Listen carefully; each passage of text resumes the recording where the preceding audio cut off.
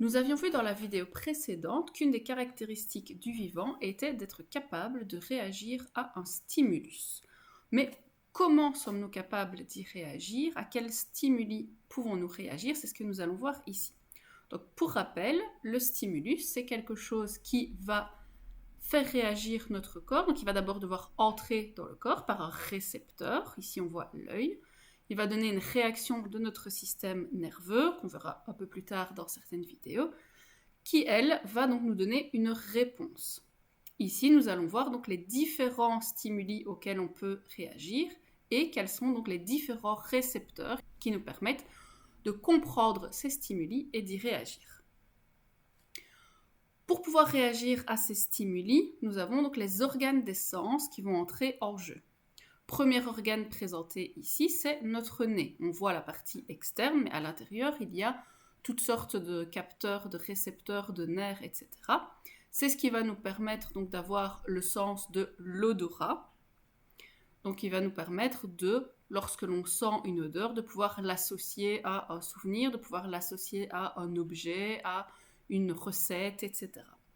Donc, quels sont les différents stimuli olfactifs que l'on peut analyser grâce à notre nez? Ce sont différentes odeurs, positives ou négatives, les parfums. Certains animaux vont par exemple se reconnaître grâce à leurs odeurs. Deuxième organe, l'organe de la peau, qui est pour information donc le plus grand organe de notre corps. Vous voyez ici ces différentes couches avec des nerfs, des cellules nerveuses, etc. Donc la peau nous permet le sens du toucher. Donc elle va nous permettre de reconnaître différentes sensations, différentes structures. Est-ce qu'un objet est dur? Est-ce qu'il est doux? Est-ce qu'il est froid? Est-ce qu'il est chaud? Etc. Donc ce sont des stimuli que l'on appelle donc tactiles ou sensoriels.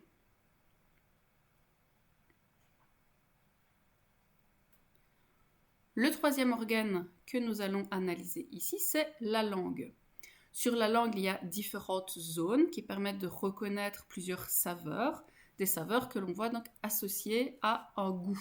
Or, le goût, c'est un peu plus complexe qu'une saveur. C'est un mélange donc d'odeurs, de réception donc sur les papilles gustatives, etc.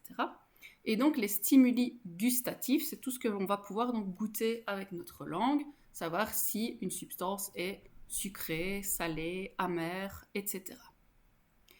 Quatrième organe important donc, pour la réception de ces stimuli, les oreilles. Alors, grâce à l'oreille, ici on voit le pavillon externe, mais à l'intérieur il y a tout un mécanisme qu'on verra dans une prochaine vidéo, nous permettent donc d'avoir le sens de l'ouïe.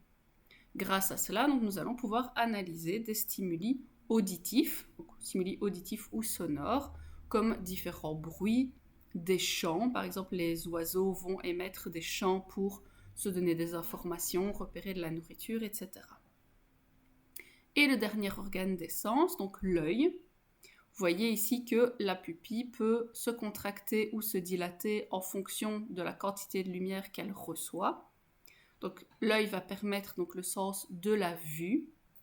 Et donc les stimuli visuels que l'on va pouvoir analyser avec cet organe, ça va être donc des formes, des couleurs, la lumière, etc. Donc là, vous avez donc le petit panel de tous les organes qui nous permettent d'analyser tous ces stimuli.